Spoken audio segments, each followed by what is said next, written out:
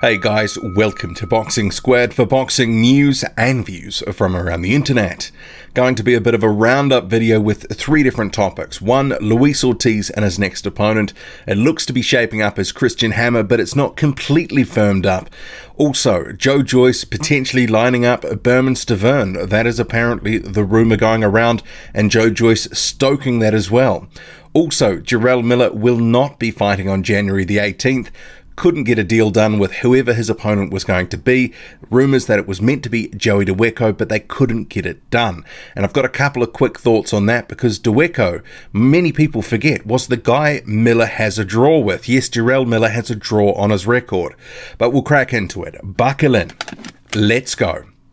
So Luis Ortiz, you can see here from BoxingScene.com, reportedly meant to face Christian Hammer on March the 2nd at Barclays. And this was actually a rumour that I heard a number of days ago. Couldn't substantiate it, but it's been doing the traps that one, he was going to be fighting on this March the 2nd card. That's being headlined by Erislandi Lara. And two, that it was meant to be Christian Hammer. So it's kind of been a bit of an open secret amongst, it's been certainly floating around for a few days now. One, the venue, and two, the potential opponent. But now it seems to be coalescing together to act. It's been reported now in the media. So Herman Caicedo, that is Luis Ortiz's coach, says, our goal remains to win the World Heavyweight Championship, hopefully in a rematch with Deontay Wilder. In the meantime, we just want to stay active and clean out the rest of the division, fighting anyone willing to get in the ring with us. Further on, Luis Ortiz is quoted as saying, I've never worried about who my opponent is. My main goal is a rematch with Deontay Wilder to avenge the only loss on my record. I can't get him next, and none of the other top heavyweights know how to return a phone call, so I just fight whoever is willing to get in the ring with me. I just want to keep busy. I would fight every month if I could. It sounds like Gerald Miller, actually. But Luis Ortiz potentially facing Christian Hammer on March the 2nd, and that has been doing the traps of late. And in terms of a fight, it's not exactly who many people would want to see Luis Ortiz in with, but he's got to fight someone. And from what I'm also hearing, that there really hasn't been much movement with setting up a Joe Joyce fight. So, and we've heard from the Joyce camp that they're optimistic it could be set up this year, but clearly it's not going to be next. So Luis Ortiz, from the sounds of it, is lining up Christian Hammer for March, but I wouldn't consider that a complete lock at the moment. So they might be lining him up, but he may have a clause to get out of this, because if something else comes up, potentially there is an option to face, say, Dominic Breazeale for an interim title fight. You can guarantee they will be walking into that fight instead.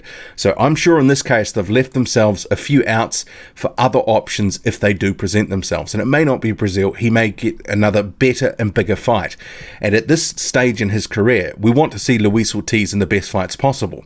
But if other top contenders are not getting in the ring with Luis Ortiz, not picking up the phone, and remember, we heard him connected with Alexander Usyk. His team came out a few days ago and said that's complete rubbish. We haven't heard from them. There's been no communication.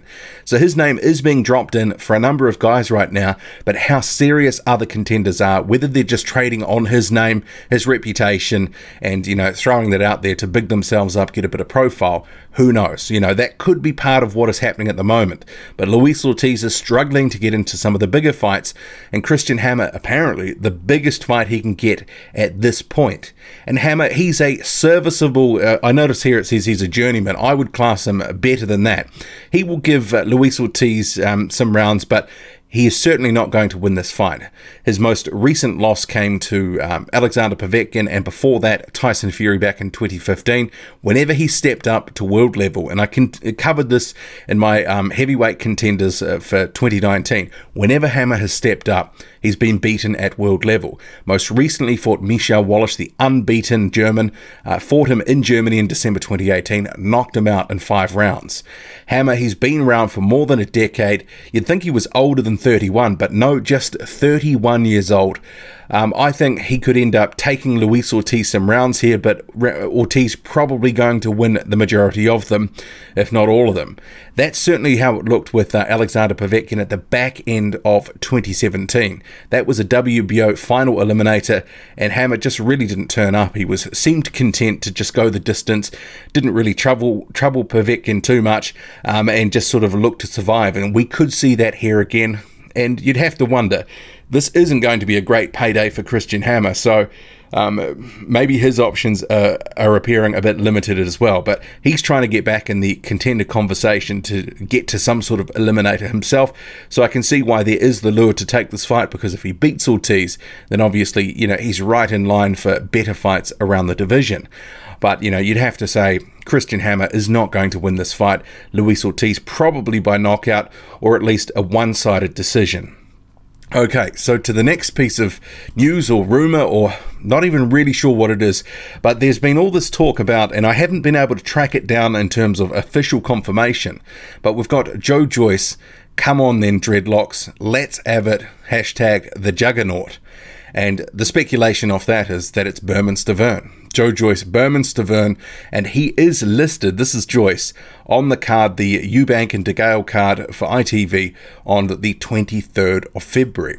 So Joyce and potentially Stiverne, at the moment it's TBA, but if it is Stiverne, and so you can see, come on then, dreadlocks, and if we go to his manager, Sam Jones, he's got, what's the symbol he's got? He's got his hands up sort of signal.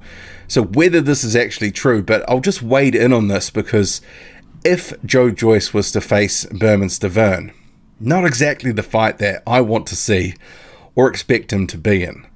The ghost of Stiverne was absolutely obliterated by Deontay Wilder in November 2017, and 18 months further on, and Stiverne being, what is he, 40 years old now, it's going to be a complete mismatch, worse than some of the mismatches that Joyce has been in. He will stop him probably in the same length of time that Deontay Wilder did in the first round. It really would be just, clipping the ticket for a payday for Bermane Stiverne. Joe Joyce will destroy Bermane Stiverne. It's not even funny. I just kind of think this is a bit of a joke, actually, but I've seen a number of people saying it's a decent fight, and I just can't get on board with that. Stiverne completely rinsed. Shouldn't be in there with someone like Joe Joyce, who is dangerous, and we've heard from the rumours before, the sparring rumours, that Joyce was absolutely piecing him up, and that was back in, I think, in 2017. And that doesn't surprise me at all, because Stiverne completely gone, not even in the conversation as a fringe contender anymore. He's an out-and-out journeyman. He should have retired, but he is pressing on, and apparently maybe going to fight Joe Joyce. And if that is made, it's a disappointing news, and also disappointing in the sense that they can't get a better opponent for Joe Joyce. The only thing that adds a little bit of value there is that Bermane Stiverne, one, was a former champ, and that's about all you can say about Bermane Stiverne. It's not going to give Joe Joyce any great credit or kudos for winning that fight. And the other piece of news that I wanted to get to was Jarrell Miller. Reportedly, and I haven't been able to see anything so far with Miller confirming this or Eddie Hearn confirming this, but widely reported, a number of media sites reporting that there's been trouble. Jarrell Miller couldn't get an opponent. You might remember that clip that I ran the other day from Miller's Instagram where he said they'd finally secured an opponent. And it was going to be announced soon, and we haven't had anything announced.